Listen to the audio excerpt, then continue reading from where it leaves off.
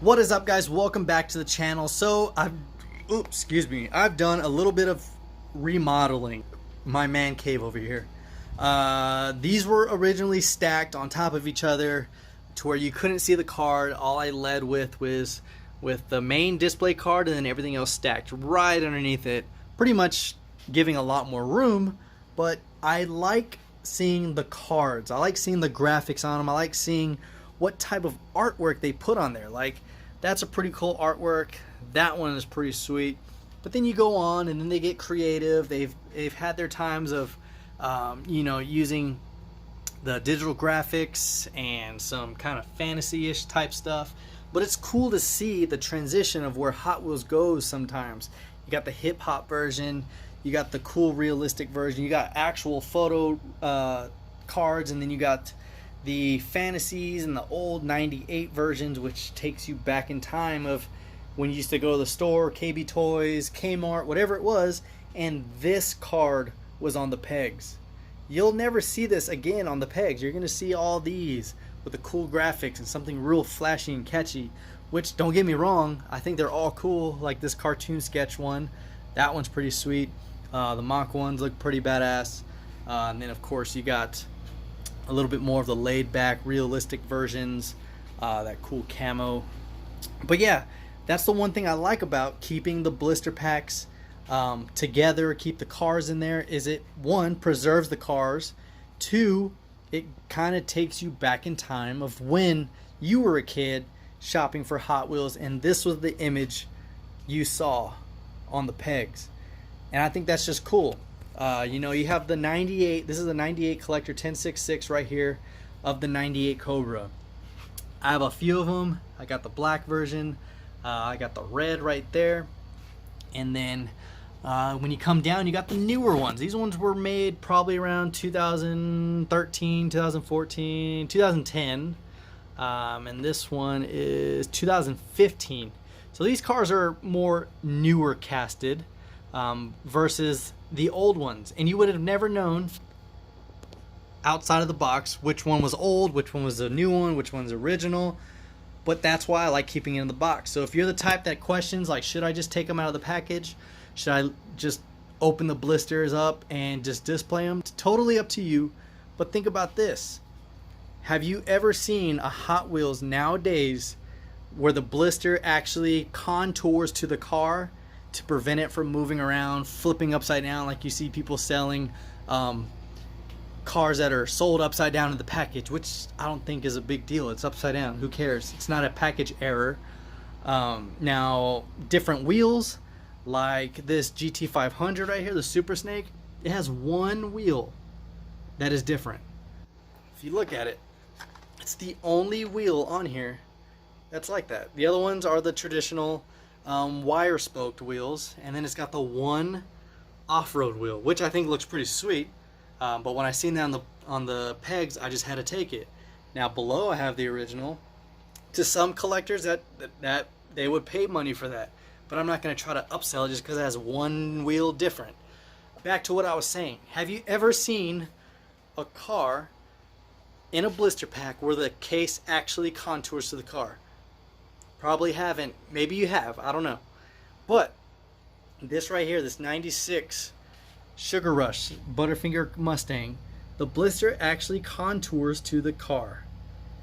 I think that's cool. It goes right over the wing, goes down into where the seats are, and comes right back over. It hugs it snug.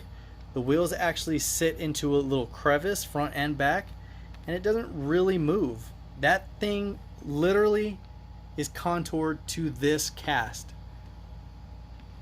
I would have never known that if it was out of the package. I would have been like, oh, they've probably looked like these squares since forever. But no, they obviously had a time where they actually cared about how those cars were going to be in that box, how they were going to move around. They probably didn't want the paint to chip off inside it.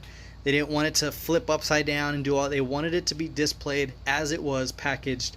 And I think that is cool. That is one of the reasons, the newer reason why I say keep them in the package.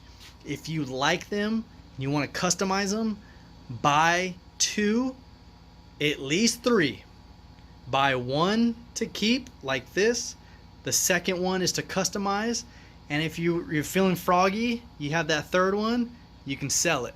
Now don't go selling a 2019 version GT350R for 50 bucks just because it took you months to find one. It doesn't mean it's rare, just your stores just don't buy the right cases. You just happen to have stores that just get the luck of the draw, and they have those cases where there's supers all the time. Or a lot of people were looking for that GMC Cyclone, which I was looking for a while and finally got one. I was looking for that Ninja Turtle wagon for forever, but I finally found one. It just, be careful on how you buy Hot Wheels. Now, if it's an old car, like 60s, 70s, or in my case, late 90s, those are worth buying because they're cool. Not many people have them. Back then in the 90s, those cars are long gone because kids just opened them up and played with them. And those kids now are grown up. They still have that car that they opened up and played with, and now it's part of their collection as adults. So if you want to open it up, that's totally up to you, but that is my reason on keeping everything in there, is because you get to look back later on and say, dang, look at that. You can spot off tell from a distance. That's a 98 version right there. That one is a, shoot, you can't even tell 2000s anymore. You have your Ford Performance ones here and there, your realistic version ones, your cool little Captain Americas, and the Hot Wheels Cool Classic, which I think are pretty cool little pieces as well. But yeah, that is my reason. Hopefully you guys enjoyed it. If you have anything in my collection you want me to discuss or go over, let me know down below. I am going to be doing a new series. It's going to be off of my exotics, which I have started, and it's starting to grow pretty good, ranging from Porsche 917 LHs to McLaren P1s, all the way to Subaru WRXs, Corvette Z06s and C7s. Yeah, shoot, I even have a Bisimoto Type R over there. I don't even know why I bought it, but I thought, hey, I haven't seen anyone on the Hot Wheels page post a blue Bisimoto Type R, but I have one, so I bought it. Tanner Fox's Guaczilla is pretty cool. The SRT Demon. I wish I could find the super to that, but yeah. I'm going to be doing a series on the real cars that Hot Wheels uses their casts from. Now, of course, you can say, well, yeah, I know there's a real Corvette, but there's probably a story behind this particular Corvette, this blue #1 Hot Wheels Team Racing Corvette. Or there's probably not. But I could tell you there's something cool about the Lamborghini Miura Homage. That's a real car. I think there's only 10 of them in the world. So there's a lot of cool things that you can learn from Hot Wheels cars in general. So that's what I want to do.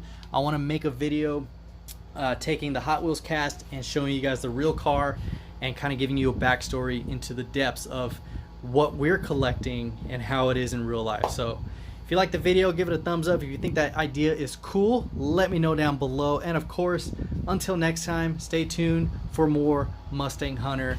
Peace.